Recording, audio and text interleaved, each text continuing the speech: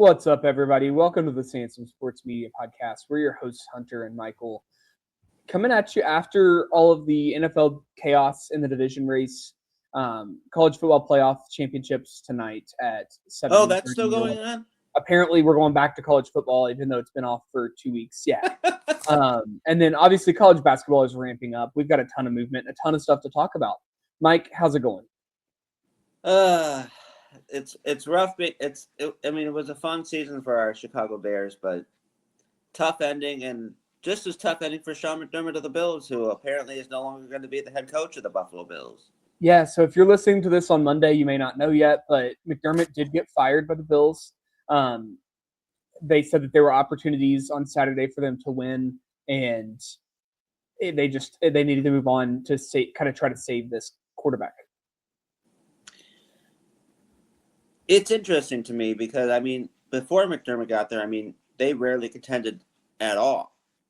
This is fair, but also you've got a generational type of quarterback that you've got to try to do something with before he retires. This is not the first coach who has lost his job because he couldn't get over the hump. Correct. And that's kind of the situation to me here. Yeah, I agree. Time after time, and this time, I don't want to see you give him a little bit of a pass for someone like the ones against Patrick Mahomes, but as good as the opponent they played over the weekend was, it's not Patrick Mahomes at quarterback, and they had so many opportunities to win that game, just didn't. And I get we want to blame the officiating for the yes, no, maybe pass interference and yes, no, maybe interception. But at the same time, as I say in college basketball a lot, don't put yourself in that situation. Don't let the refs decide one game because of one call. And that one, catch interception, it never looked like a catch to me for the offensive player to begin with.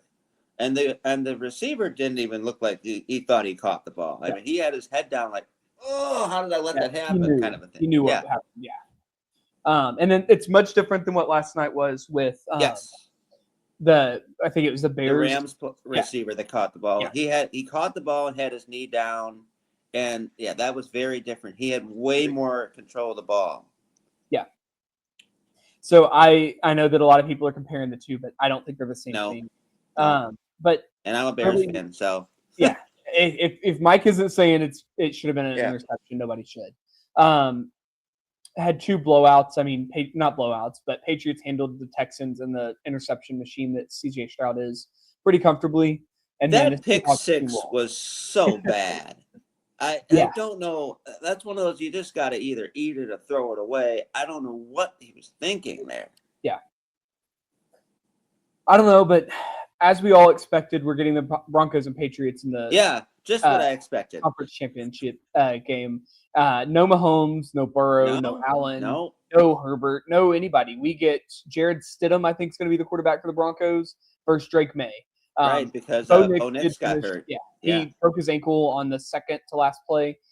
Finished out the game, but obviously is hurt now, out for the year. And then Seahawks and Rams, this will be the third time they've met, and they played two of the better games this year. So very excited to watch that game on Sunday at 3 p.m. or 6:30 p.m. Sorry. So New England's at home, correct? Yep. Or is it in Denver? It should be in Denver. Is it? Yep. Denver's the one seed. So it'll be Seattle and Denver. New England's favored by 4.5, though, with obviously the Knicks news. I'll take the Patriots to win. Me too. And I'll take the Rams over the Seahawks. I'll take the Seahawks. Home field's going to play in there. I'm very interested to see Sam Darnold in this game. Agreed. Looking at it, though, the Rams beat the Seahawks once and lost to them the second time. Both games were, again, classics. So, this should be a really fun game. One thing I noticed, one last thing about the NFL, and then we'll move on, but Matthew Stafford has really matured as a quarterback. Yes. He used to make the type of interception throws that Caleb Williams and C.J. Stroud and whatnot and Josh Allen made in their games. Yeah. And he made smart throws. Yeah. It's pretty cool to see. You got to give him credit for that. Yeah.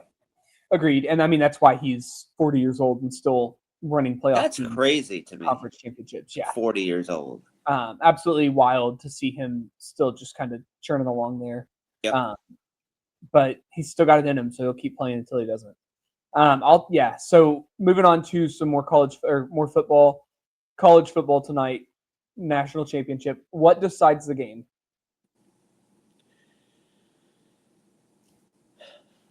Who's ready for the big moment? I mean, are the lights going to be too bright for Cristobal? Are they going to be too bright for Signetti and Mendoza? Right. I got to give a little bit of an advantage to Miami with having Beck and guys like that who have been in these situations before, but also at this point with Indiana, I don't know that there's a moment that is too big. They haven't seemed rattled all year, so why would they start now? I'll take Indiana. I'll take Indiana, but I do expect this to be really close. Yeah. All right. College basketball, what's your team of the week? Just in general, you have a team of the week. Oh, my.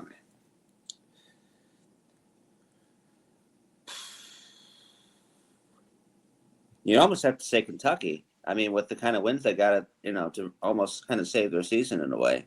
Yeah, that's not a bad pick at all.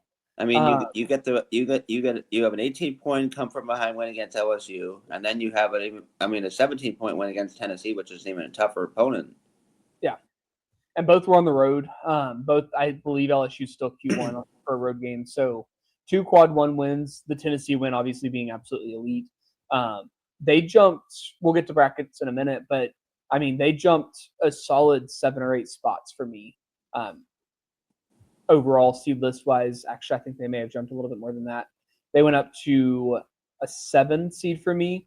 And last week, I was debating having them on the 11 line or out before they started playing Mississippi State last Saturday. Yeah. Another team that I thought kind of just deserves some credit. Houston is really just finding their own. Obviously, they beat down Arizona State yesterday evening, and that's not really impressive. But I mean, they had Bobby Hurley in hell, and you could tell. After the game, he's like, "Man, they just come right at you and try to beat you to submission." Yes, that's exactly what they do. That is Kelvin Sampson's basketball team. That is the biggest compliment you could give that man. Yep. Other teams that I think have been pretty impressive this week, Houston, I already mentioned. Kansas and Virginia both had some solid wins with a couple good games this week. Virginia beating Louisville at Louisville, and then following that up by beating SMU. Yep. Just 2 impressive wins. And then Kansas finally seems to be kind of turning the corner a little bit. Peterson seems to be healthy. They seem to be clicking a little bit as a team, and suddenly they're winning games. Yeah, but now they got to go back on the road again. Correct. So we'll see what happens away from the fog. But they at least did enough to kind of solidify themselves into a 4 or 5 seed area. I have them as a 5 right now, that kind of thing. And those games for Colorado and Kansas State, Kansas opponents this week, feels like, last stand opportunity for both teams if they're going to have hopes moving forward.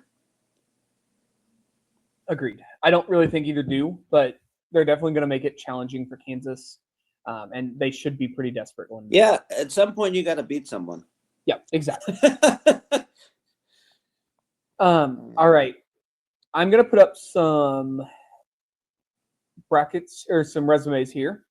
We are going to start with our lovely 1 seeds. Yes. Obviously, Arizona is a clear 1 seed. I did not even put them on the page. If they're not first overall, you're wrong. Yeah. Like it's very clear right now that they're the best team in the country with the best resume in the country. That being said, there are 5 teams, 3 spots. I personally am most likely dropping Purdue and Nebraska down to the 2 line of the 5 of these teams, but would love your thoughts on who you think is best and who's got work to do. I think UConn almost has to be on the 1 line. Agreed. Not just because of their profile, but the wins that they have. Yeah, and they struggle with Georgetown, but they've got the 5. I think all 5 of their Q1 wins are Q1A, and then they've got 6 Q2 wins sitting there as well. So does Michigan. Georgetown's going to be up for UConn. Yes. Everybody's going to get up for UConn. It's just a matter of if UConn can kill the fans quickly or if they get to stay in the game.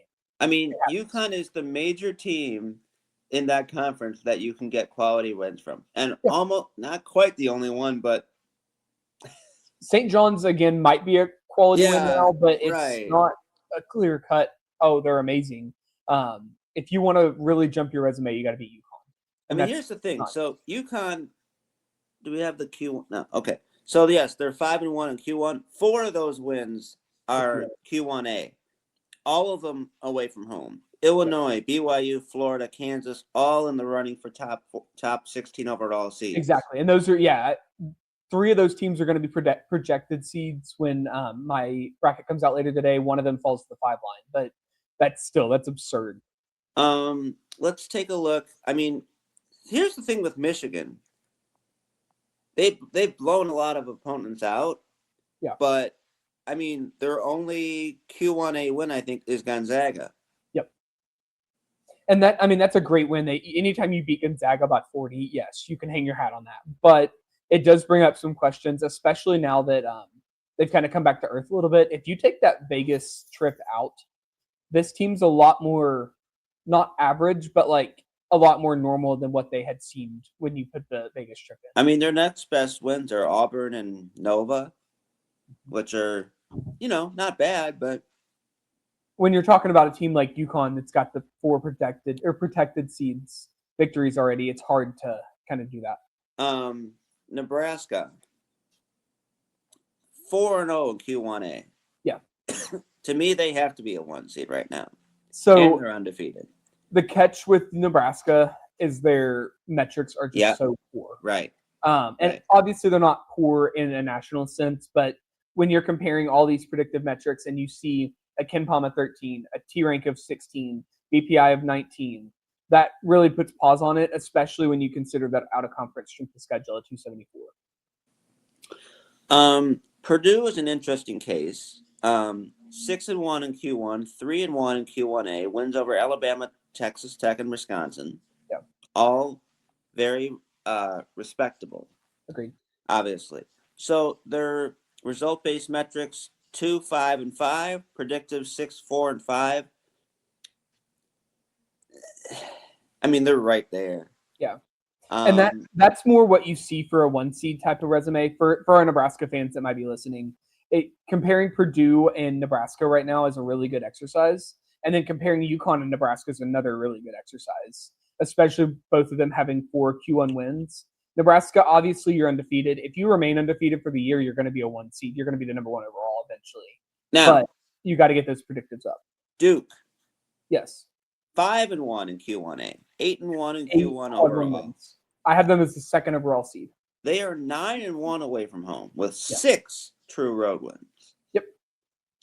That has to be a 1 seed. So if we're already assuming Arizona is the other one, right? Yep.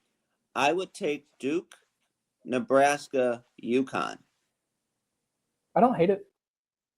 With Purdue and Michigan right after that. Yeah.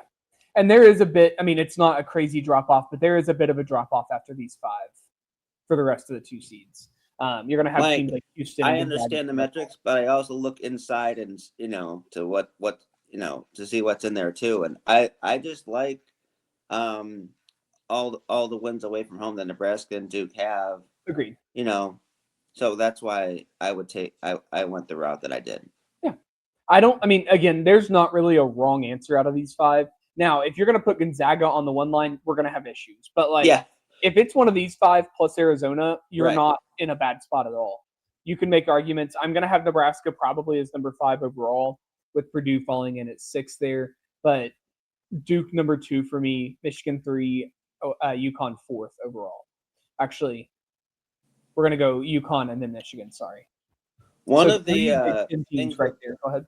One of the things with Gonzaga is, in a way, what they thought was going to be this robust non-conference schedule, in a little bit like kind of Louisville, is kind of struggling to gain traction. I mean, the win over Alabama is very nice, and the win over Kentucky looks a little better now. But outside of that, Oregon's not doing much for them. UCLA's not doing much for them. Creighton, Oklahoma, all that, not a lot really helping them there. Agreed. So at one time I thought, well, if they finish, with 2 or with 3 losses or less, they have a good chance to be a 1 seed. And I don't know that I agree with that anymore. I They agree. may have to win the rest of their games. Yes. Yeah, I think they're going to have to win out, and I don't know that they can do that. Right. And now that Braden Huff is injured, I really feel for Gonzaga. They're not going to miss the tournament, but No. I do think it's going to be interesting to see how they look. Yeah, the St. Mary's and Santa Clara games are going to be very interesting. Yep. Especially with both teams trying to beat them to solidify their tournament hopes. Correct. All right, moving on. These 3 teams are the biggest risers of the week for me. I would love some opinions, and these are not in any order. These are just 3 teams that I wanted to highlight, so I pulled up their team sheets to look at them. All 3 had really good weeks, and all 3 are fighting for protected seeds at this point. So I think you could easily argue that Houston could come right after the 6 that we've kind of discussed already. Yep. Arizona through, Nebraska, Purdue, and all that. Yeah. I think you could easily put Houston at number 7. 9th in the net, 5th in KenPom, 4th, 2nd in the other predictive rank metrics, 8, 8, 8 in all the resume ones, 17-1 overall, 5-1 in Q1. I mean, they're the only thing with them is, as you can see, not a lot of games away from home. Although the 5-1 neutral court record is really nice. Agreed. I got to tell you, if Tennessee did not have the win over Houston, they might be very much near the bubble. Yeah, that Houston win is aging like fine wine for Tennessee, as I've said it would for the entire year. It keeps them in the tournament right now. Virginia. Really good week this week. I got to see them actually in person on, what was that, Tuesday night that I went down there.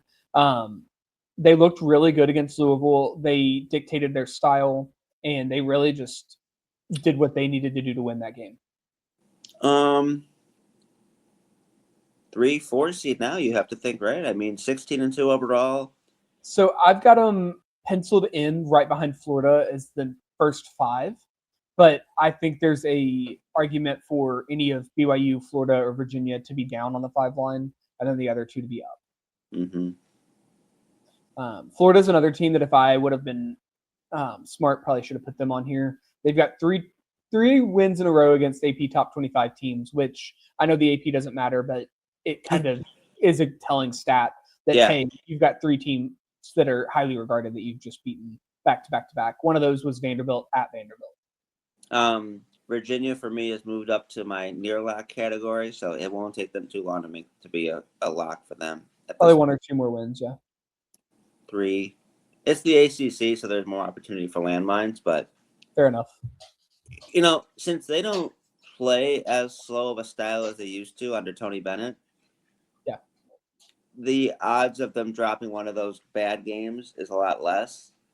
I think, in a way. Virginia is one thing that's definitely helping Butler's resume when we get to Big East teams to discuss here. Kansas,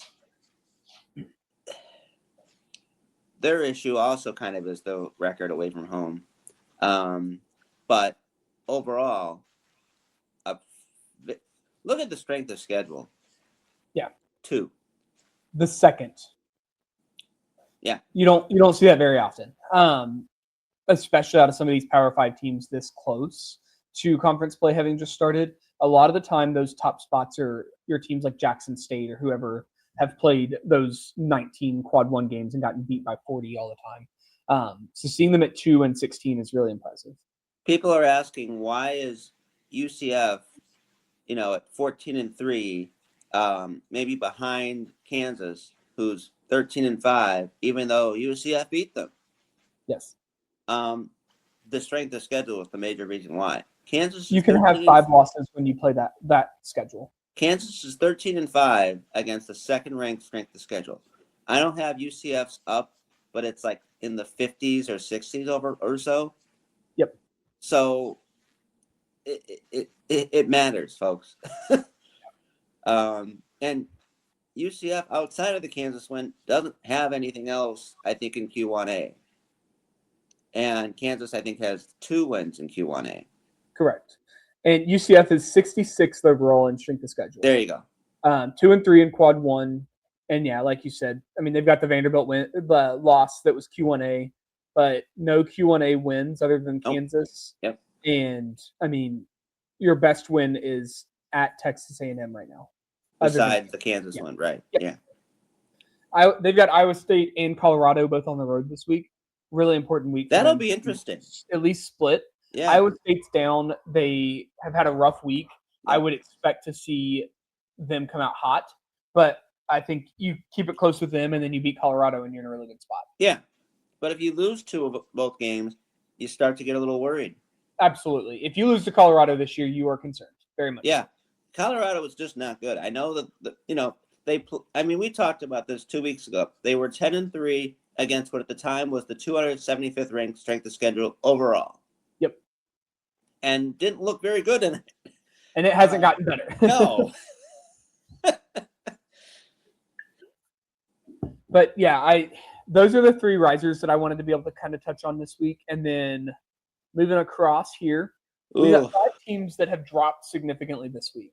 Yep. Starting with Iowa State, we just talked about them a little bit. Yeah. They lost to Kansas in a blowout, and then they got beat by Cincinnati. In Cincinnati, not a terrible loss. It's definitely quad one, but that Cincinnati team's not a team you should be losing to if you're trying to fight for a 1 seed. Yeah. And now you kind of see some of the holes start to form in this resume a little bit. A lot of wins in Q4 there with 7-0 record. You are 9-2 in quad 1 and 2. It's good for a 3 or a 4 seed. Solid, yes. Yeah, but your 1 or 2 seeds are gone now that you've started to pile in wins. I mean, the Purdue one is going to be great for them all season long. They need something else. That's their entire resume right now. I know they've got 4 quad 1 wins, but that is their biggest chunk of their resume. Poor man's version of Tennessee. Yes. Without the bad loss to Syracuse. Yep. Moving, I'm going to skip Utah State for a second, go to North Carolina and NC State. Both ACC teams, both had terrible weeks this week. NC State lost to Georgia Tech. That's almost unforgivable to the point where NC State has dropped all the way out of the field for me. They were a 9 or a 10 seed coming into this week, and now they sit 3rd or 4th out.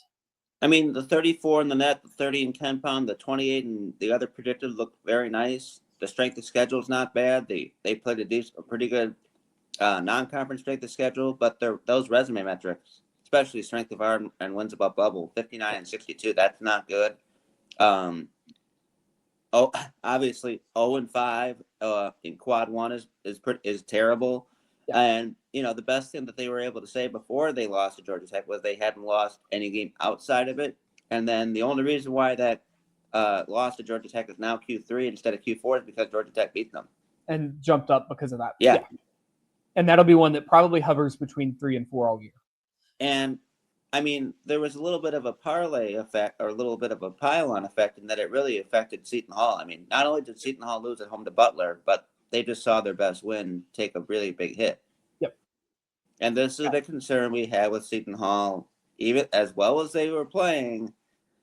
The staying power, very, very thin at this point. I mean, they may still be in the field right now. I would say they are. But the margin for error has gone down significantly. Correct. They really need to find a win against St. John's or UConn at some point. Yeah. And they already lost the opportunity at home. Correct. Against UConn, which was the best opportunity they could have had. And they really could have won that because they did come back and make it a close game. Yeah. Moving ahead to Utah State. Going to come back to them after their loss to Grand Canyon this week. Yeah.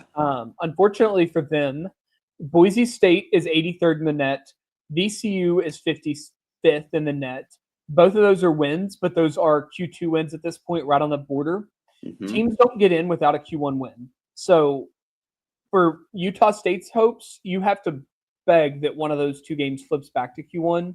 And then you've got 3 more quad 1 games this year. All of them are on the road.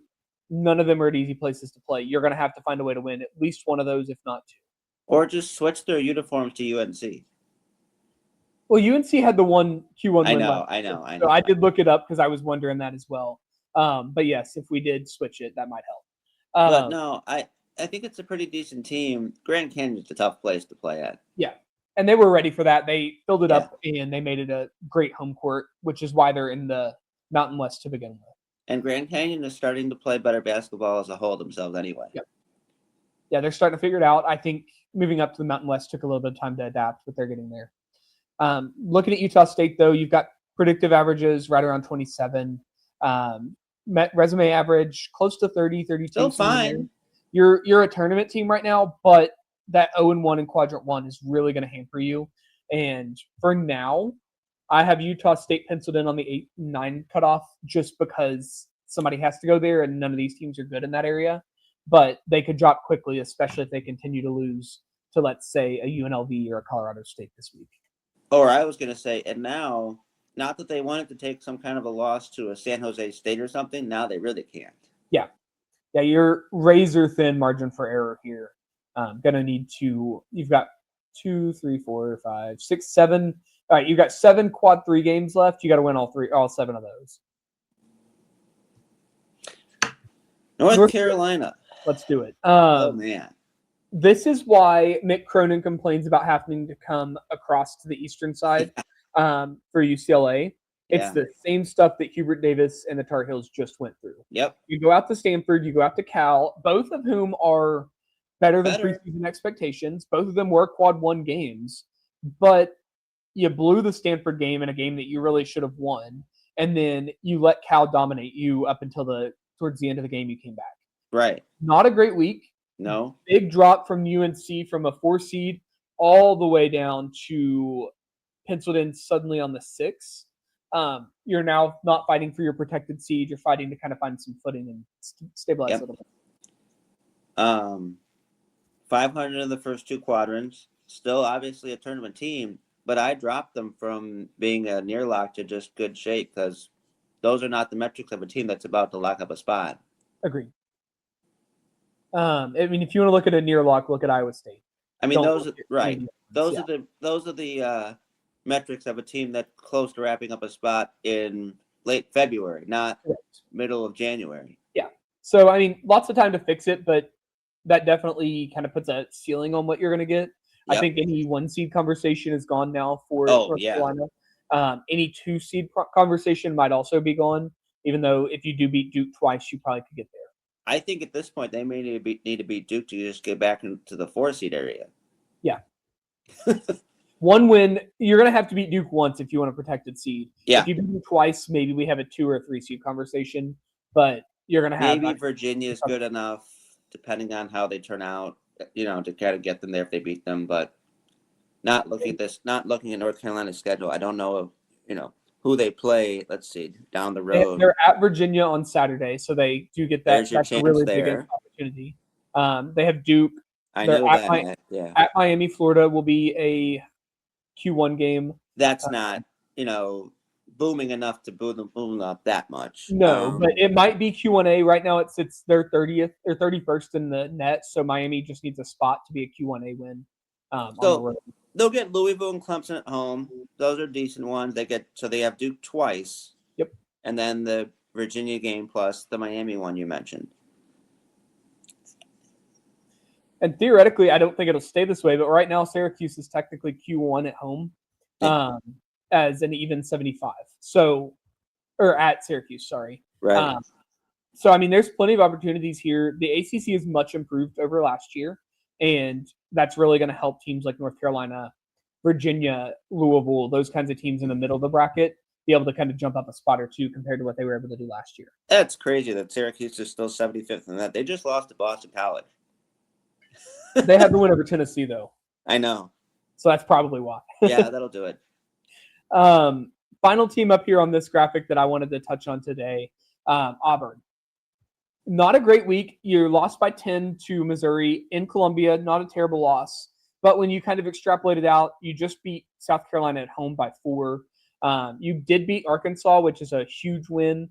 But you're sitting at 2 and 3 in conference play at this point. And your best win on the year is St. John's in a neutral, maybe Arkansas at home, one of the 2. So 2 good wins there, but there's still a lot to be desired about this resume and still a lot of opportunity left for them to kind of jump up. This feels like the classic example of a team that was given a tough schedule and then found a new and then Pearl steps down, puts his son in charge. It's the 4th ranked strength of schedule, the 14th ranked non-conference strength of schedule. Yeah. I mean, this is a team that if they get to 18 wins, will be a tournament team. But it's getting the other 7 wins that's going to be tough. Yeah. And I mean, looking at the schedule here, at Ole Miss, at Florida is this week. Then you host Texas. You travel to Knoxville for Tennessee. You host Bama. You host Vanderbilt. At Arkansas. At Mississippi State is probably your first true clear win there. You get Kentucky. You're at Oklahoma. You get Ole Miss at home. There's 2 easy wins. LSU at home should be the 3rd easy win. Again, easy in air quotes. And then you're at Alabama. So you got to win 4 games that are going to be basically toss-ups to get there. So let's take this in kind of sections here. Ole Miss, Florida, Texas, that trio of games, they got to find a way to get 2 of those. Agreed. I think. Between Tennessee, Alabama, Vanderbilt, and Arkansas, you got to find a way to get 2 of those. You may not have to find 2 there. Well, maybe not. I don't know. I mean, Bama and Vandy at home, you should really try. You really need one of those. But Arkansas on the road, I don't know that I would say that that's even winnable. I mean, it's winnable, but Tennessee, I wouldn't expect that. Same with Tennessee on the road. You got to beat Mississippi State. You got to beat Kentucky at home, LSU, Ole Miss. It's possible. I mean, it's doable. Yeah. It's just 50-50 right now. Agreed. But we have seen a few 17-14 or 17-15 teams get in. This is the kind of team that gets in at 17 wins. Look at North Carolina last year. Yep. They played a really hard schedule. They disappointed, but they still got in because of their how hard their schedule was. I think Auburn is probably going to fall in that similar situation. Yes. What other teams or anything did you have questions about today that you wanted to kind of get to? Ooh. Trying to think of some other things that happened over the weekend that come to mind. Ohio State. So I was in Columbus on Saturday for Ohio State UCLA. That was a really big game for both teams.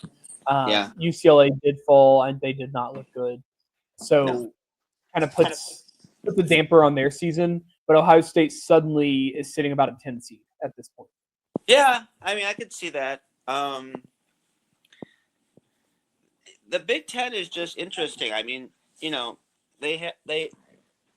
was one point where we were talking about them like we did the SEC, last year, and now, you've got those first 5 or 6 teams that are clearly tournament teams, and then you've got Iowa that looks to be in good shape now. USC that I guess is still probably in the field, but Wisconsin, who's looking like they're to be in a better shape, but then after that, Ohio State's got a ways to go. I don't know if Indiana's even close anymore. Indiana is not going to be first 4 or next 4 out for me on my bracket. So no, not close. That was a pretty rough performance too. Yeah, at some point you got to look good at home, and they didn't even look good in losing. So yeah, they're dropping. And I have my issues now with USC. I mean, they got blown out by Michigan and Michigan State. They lost at home to Purdue. Again, the same thing. Eventually, you got to beat someone. So at least for me, they looked better against Purdue. But yeah, you're not wrong. They've got to find some wins somewhere. They really need to beat Northwestern. Then you're at Wisconsin and at Iowa. I mean, I'm not going to sit here and pretend that you have to beat these teams because, like we just saw with North Carolina, it's hard to travel like that. But at some point, you're going to have to beat a team other than Rutgers or Maryland or Minnesota to get into the tournament. And right now, that's all they've done. And who knew how difficult or how difficult of a season, the Rutgers and the Northwesterns and the Marylands were going to have. I mean, we all kind of expected them to not be tournament caliber teams. I would say like 150 net kind of team we're talking about here. Yeah. I mean, Rutgers currently sits 159. Northwestern's 82nd. Maryland 153. So yeah, just ugly.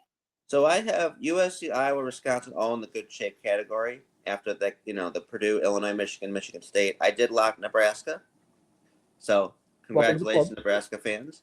And then I have Indiana, UCLA, Ohio State in the bubble section, and then Washington and Minnesota are pretty much clinging to the fringe. Washington's resume metrics are keeping them just barely on the page, and Minnesota, it's more about the opportunities they have, but it is a tough schedule they're going through right now. Yeah. And if they don't go better than 1-4 in this stretch of 5 games, where like their home game is a rough one, too, they're going to have to go like almost undefeated after that to get there. Yeah. I had them on the fringe, but more just kind of considering them more than anything. Yeah, I agree. I've got Wisconsin in pretty good shape, but other than that, UCLA, Indiana, Ohio State, Iowa, USC, all kind of in that bubble section. So I haven't really had a whole lot of time to update, the mid-major conferences as far as bid watch is concerned, but just to give you an idea of what we're looking at. So I have every team but South Carolina at least on the page in some sense from the SEC, right? Yep. That's almost as many teams from outside of the top 5 conferences that I have on the page, period. Not to say it's not a good year for mid-majors. It's just, it's so hard to get, you're talking about having to lose only 1 game at most the rest of the year for most of these teams, except for Gonzaga. Yeah. Utah State could probably afford a couple losses and still get there. St. Louis, probably the same. But beyond that, Miami, Ohio is undefeated. And had they not had those 2 buzzer beaters at the end of regulation and overtime to beat Buffalo, they probably would have just fallen off the page. Yeah. Their next loss that wouldn't have been in the conference tournament would have eliminated them probably. Correct. And that's the crazy thing. It's painful to watch. Miami, though, and I have an opportunity to talk to some of the coaching staff to get some more information, but they tried to schedule teams. Nobody wanted to play them because they returned guys, and they knew they were going to be good. So nobody wanted to play them because you don't want to lose to Miami and Ohio. So now you're stuck here with them having a sub 300 strength of schedule. It's almost one of the worst. Yeah. Yeah. And that's not necessarily their fault as much as it is nobody wants to play them at all. I am interested to see who they're going to get in that return Sun Belt Challenge game. Marshall. They're going to Marshall. Okay. So that's a decent game there. I'm thinking about going to Marshall. I don't remember if I have anything going on, but I was thinking about going down for that one because that's right close to my hometown. So let's see. Marshall from the Sun Belt, they are at 150 in the net. They need to win that one too, I think. Oh yeah, they have nothing but Q3 and Q4 games the rest of the way. Too bad it's not Troy, Yeah. I don't know how they set those up, but I would have loved for them to have set best on best for that. Yeah.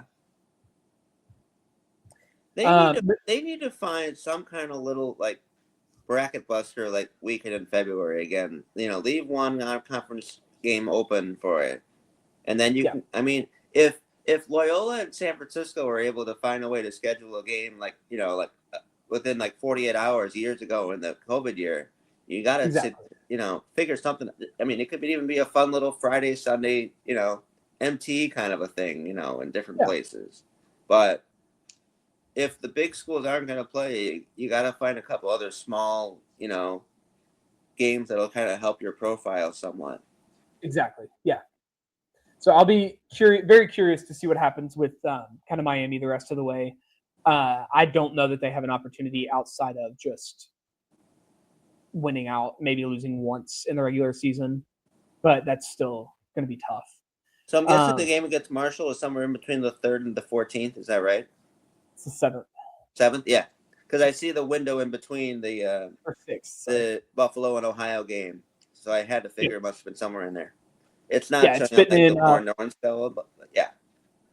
Yeah, Friday the 6th, they'll go to Marshall from Buffalo, it probably looks like.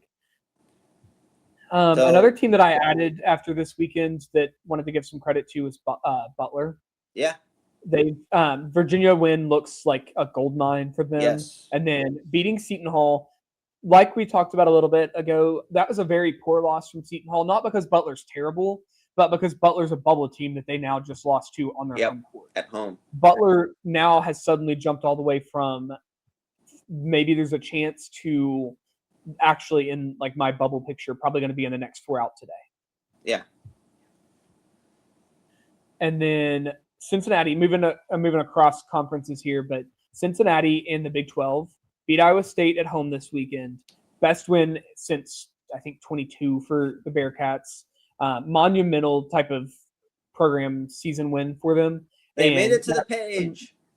They are back on the page, is what I was getting at, yes. But they're still just there's a chance. They're not going to be still fringe higher. For me. Very fringe.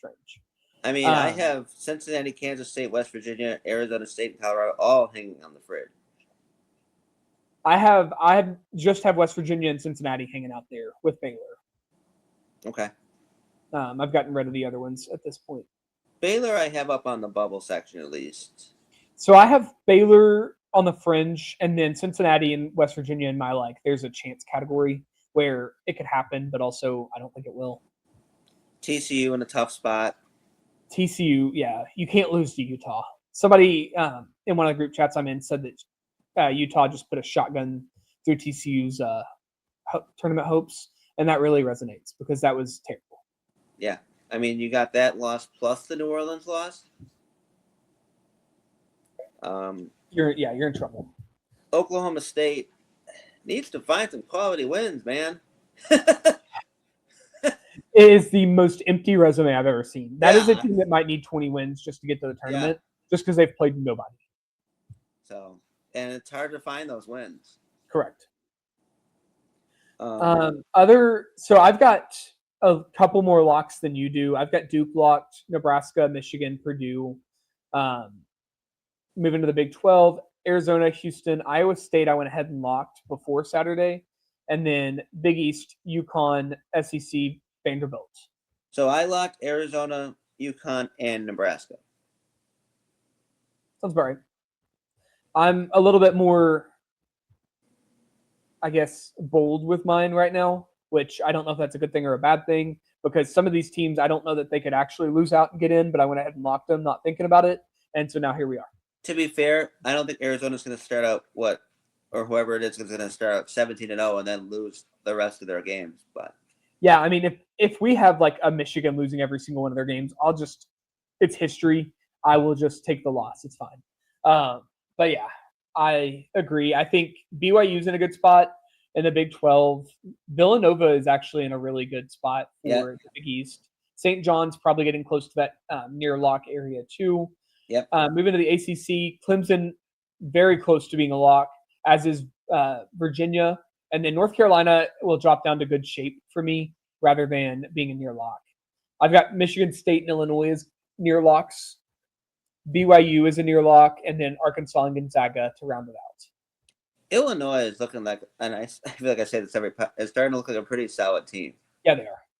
They're really starting to show me protected seed. Yeah. Going back to the Big East, I mentioned UConn as a lock. I have Nova and St. John's as good shape.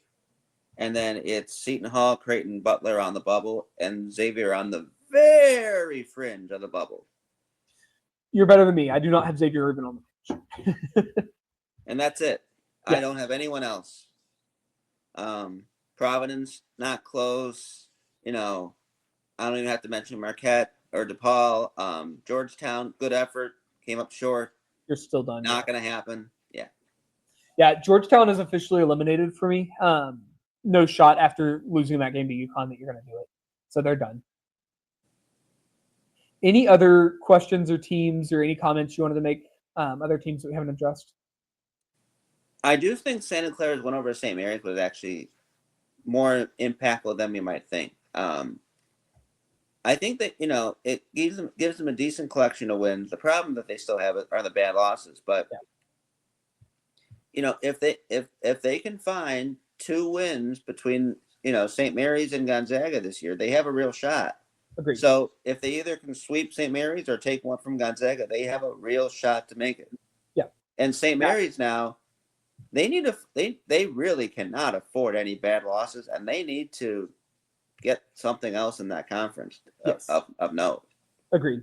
I did move Santa Clara up from there's a chance to the fringe bubble. Not necessarily ready to put them in the main picture yet, but they're getting very close. St. Mary's dropped from a near lock down to good shape for me. Not enough there right now. I don't even have St. Mary's as good shape. I have both of them on the bubble section. St. Mary's and Santa Clara. Not a bad idea at all. I didn't want to drop them more than one spot, so I dropped them one line, but they might continue to just kind of tread water there for a while. Yeah. Other than that, guys, I appreciate you guys taking time to listen to us today. We will be back sometime this weekend to kind of go through more bracketology updates and things, and make sure you like and subscribe to get everything pushed into your feed as soon as it posts. Thank you. Thanks, everyone.